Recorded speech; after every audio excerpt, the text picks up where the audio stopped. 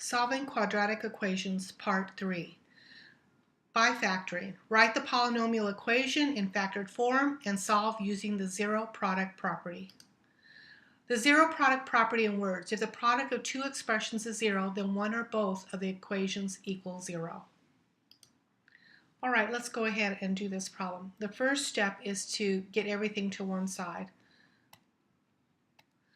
So I'm going to write x squared minus 4x minus 45 is equal to 0. And then I'm going to factor it. I'm going to split up the x, and then I'm going to split up the 45. Now remember, 45 can be written as 9 times 5, or it can be written as 15 times 3, or 45 times 1. And our best bet is to use the numbers 9 and 5. So this will be 9 and 5. Now you can see 9 and 5, the difference between them is the number 4. Now we want negative 4, so we're going to want more negatives and less positives. Now I'm going to check my work using FOIL. So I'm going to multiply the two outers, that's first, and I'm going to get x squared. And my outer right here is going to be plus 5x. My inner will be negative 9x. And my last term will be negative 45. Now this checks to see if I factored correctly, and it looks like it did factor correctly. So now that I know for sure this is a good factored form, I'm going to use the zero product property and set each factor equal to 0. So now the answer is equal to 9, and x is equal to negative 5. So this is a parabola where I got two answers, one negative 5 and one 9. Let's take a look at finding the zeros of this function. Now this is f of x. Remember that f of x is another way of saying y. So this is like saying y. And we are looking for the zeros. So we're looking for when this or y is equal to 0. So you can avoid the y if you want and just write the 0 like this. So we're going to do factored form. I'm going to split up the 2x squared with 2x and x. And then I have some choices for 12. So 12 can be factored as 2 times 6, 3 times 4, and 12 times 1. Now I want to somehow get an 11 out of here. And to get an 11, I know that I am going to have to have both of these terms the same, because I'm getting the last term to be positive. And the outer and inner are going to be negative, so they're both going to be negative. So I know they're both going to be negative right here. And I need to figure out how to create 11 out of here. So if I use this and do a little, I put 4 here, I'm going to create an 8x. And I put here, and I'm going to create a 3x. So let me check my work here. FOIL. And my first term, that's these two, is going to be 2x squared. And my outer will be negative 8x. My inner will be negative 3x. And my last will be positive 12. And you can see that that's going to match this equation that I'm trying to get.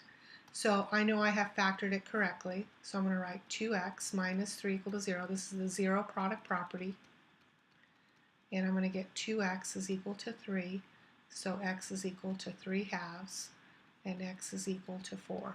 So this is a parabola that looks something like this, where one of the zeros is 3 halves and the other one is 4. Okay, your turn. Solve the equation by factoring. Stop the screencast and see what you can do. And here's the answer. One of the things that you're going to have to check your work on is this outer, first, outer, inner, and last. You've got to make sure that when you multiply it out, you get back to your original equation.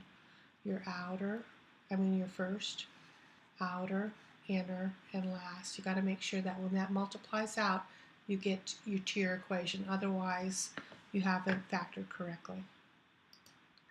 Okay, here's another opportunity. Please stop the screencast and see what you can do. And here's the answer.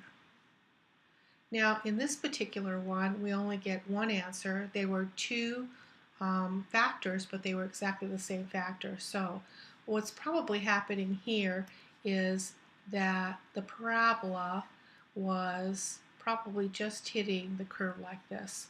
So our 0, we're only going to get 1, 0 right here. So that's probably what the graph was looking like. Okay, let's go ahead and apply this in a geometry format. We have an area and we'd like to figure out what x is. Remember, area is equal to pi r squared. We know the area is 25 pi, and we have pi, and our radius is x plus 3. So I am going to divide both sides by pi, and I get 25 is equal to x plus 3 squared.